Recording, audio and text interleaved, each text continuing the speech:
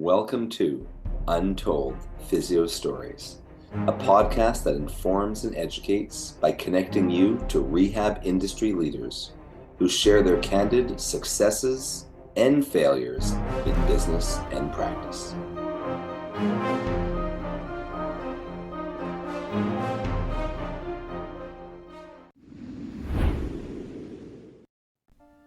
This episode of Untold Physio Stories is sponsored by Edge Mobility System. Edge Mobility System is your online site for everything a PT, OT, DC, MT, ATC, or fitness pro would need. Get certified in blood flow restriction therapy or training online. Check out our full modern manual therapy seminars, ISTM toolkit, Edge suspension trainer, portable tables, and more. Untold Physio Stories listeners can save 10% by going to edgemobsys.com. That's edgemobsys.com/untold to save 10% off their first purchase. Edge Health and Tech Solutions. We do websites that work for you and give you an edge over the competition. Did you know that you have less than 10 seconds to capture someone's interest in your website before they click away? How about the fact that most people are accessing your website from their phone? Save thousands and get a fully mobile, appealing, and SEO-optimized website linked to your social media, email list, and Google My Business. All for one low price and no monthly fees. Why not keep doing what you do best in your business and allow us to handle the tech side? Let's get started. Find us at edgehealthandtech.com. Welcome back to Untold Physio Stories. I'm your host, Dr. E, with Modern Manual Therapy, The Eclectic Approach, Edge Mobility System, Modern Rehab Mastery, and of course, Untold Physio Stories podcast. My co-host is Dr. Andrew Rothschild, Modern Patient Education and Modern Rehab Mastery. All right. What do you have for us today, Andrew? Well, I have a story that is a success story, thankfully, pulling out one of your clinical practice patterns and clinical pearls with the tibial internal rotation mobilization. So I have a patient I've seen before in the past. I can't remember. I think I saw her previously for it was a different issue, but she's a very active individual. She's on her feet a lot for work. I think she works as a nurse, but she's a trainer and does a lot of different things. But she's had this nagging sort of right hip, sort of anterior lateral pain, ache, and she had an previous MRI about I think it was like 3 or 4 years ago. I think it was like 2017. It did show some small labral tears, nothing major. She had no traumatic incident or anything. She's a few years older than me, so she's probably I think sort of mid to late 40s. And she does, there's a lot of squats and lunges and deadlifts and different things like that. And they've been sort of creeping up at her over the past few months. Again, not being able to be in the gym as much due to the pandemic. And then she's been working her way back in. And especially with like squats and lunges and certain positions of the hip that would really start to bother her in the hip.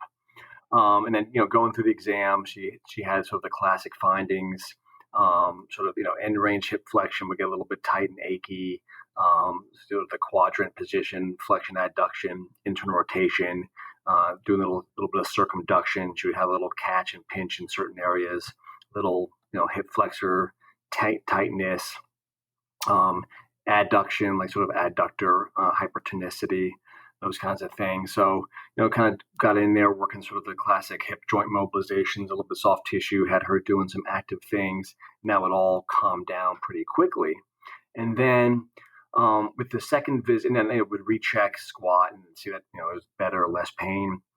And then I think the second visit, I kind of worked my way down looking at the ankle, and I saw she had significantly less dorsiflexion on that side, on her right side. So we did the half kneeling needle wall test, and she had no problems on her left side. And then on her right side, she couldn't get the knee to the wall. She kind of just got it barely past the toes. And so I did the band wrap that you teach sort of around the tibia and did sort of a mobilization with movement, tibial internal rotation as she would kind of go back and forth, and she was getting further and further and further. Retested it, and it was not all the way, but it was a whole lot further. And then come to find out, she hadn't mentioned this in her history. She had broken her ankle it was like 15 years earlier. It wasn't that she had any pain with it or anything, but we didn't know. It wasn't something that she had mentioned, not mentioned on purpose. It just she didn't think about it because it didn't make the connection because it had been so long ago and it really wasn't bothering her. But looking at even single leg balance, she had trouble on that side. And that was mostly because she would get some hip pain with that, but because of some ankle mobility issues and sort of probably compensations in terms of how she's adapted. She would weight bear more on one side, or couldn't if her foot kind of moved too much into sort of pronation, she would get that same sort of hip pain because of the adduction into rotation moment that occurs at the hip. And so gave her that for home. That was like the one thing the second visit kind of gave her that as the addition to the other things, couple things that she was doing. And when I saw her, I saw her this week for her follow up, and it was again like probably 75% better doing that the knee to the wall half kneeling test. And then again, squatting was really not. She could go below 90, nearly full squat without pain. Still had a little bit of catching with sort of hip quadrant scour test, but she was like 75-80% better already just with that addition. And so we talked about that in terms of kind of doing that and how that connects with everything with the hip.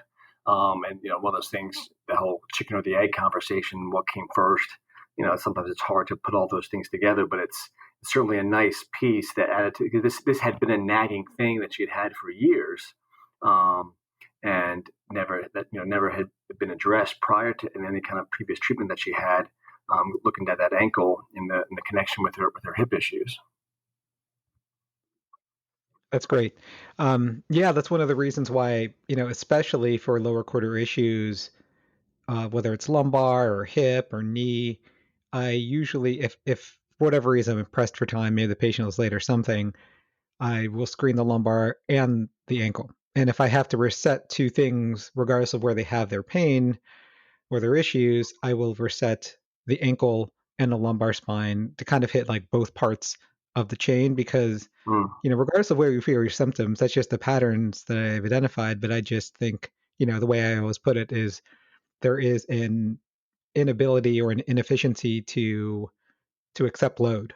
Right. So yeah, you may not feel that. And it reminds me of a case I talked about a long time ago on this podcast. I think it was with Jason though, not with you, where I saw a personal trainer who owns the gym that I work out of, and she just started wearing Vibrams, and she used to be like a farm rep, so she was always wearing heels, and all of a sudden she started getting pain when she was training for marathons and when she was teaching classes. And she was a slow responder. It wasn't something that I could improve her dorsiflexion right away. So I just said, hey, when you run or when you work out, you got to stop using these Vibrams. You got to start wearing something with a much bigger heel toe differential. And her hip pain went away while we slowly worked on remodeling and improving her dorsiflexion. Yeah, and that's a good point. And that's why I was kind of surprised with her. With my patient, just that it did actually, I was not expecting it to change that quick. And I kind of told her that at the beginning, that would probably take a while to get some changes just because it had been sort of, with the assumption of a 15-year history, stiffness, maybe having some tissue changes that would take time to adapt to load. But that was really surprising and encouraging that she got a lot of change pretty quickly. So some of that was maybe just more the almost, sort of thinking about our homunculus, body maps in the brain, just not having accessed that motion in a long time, and then just doing that really changed that a lot of the mobility. Right.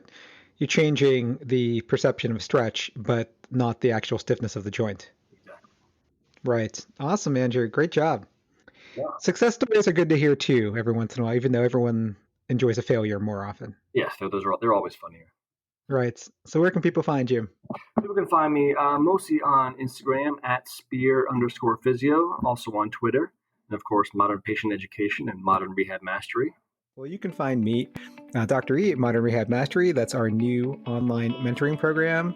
It includes modern manual therapy, modern patient education, and modern strength training. It's 3 months with 3 mentors, so 1 month with each mentor, 4 weeks, tons of modules, lots of CEUs, learn at your own pace for a month, then move on. So go beyond the seminar. You also get chat room with your mentees and mentors and live Q&As every week. Check out all my products, Edge Mobility System. We have the new Edge ISTM toolbox that includes the Edge Mobility Star and the OG Edge Mobility tool, our Edge Restriction System BFR cuffs. That's part of Dr. Kyle Coffey's Modern Strength Training BFR certificate. I hope to see you at a live eclectic approach course soon. That's modern manual therapy in US, Canada, and South America. And make sure to rate Untold Physio Stories 5 stars on Apple Podcasts. You could also subscribe on Google Podcasts, Stitcher, and Spotify. And as always, you guys have an awesome day.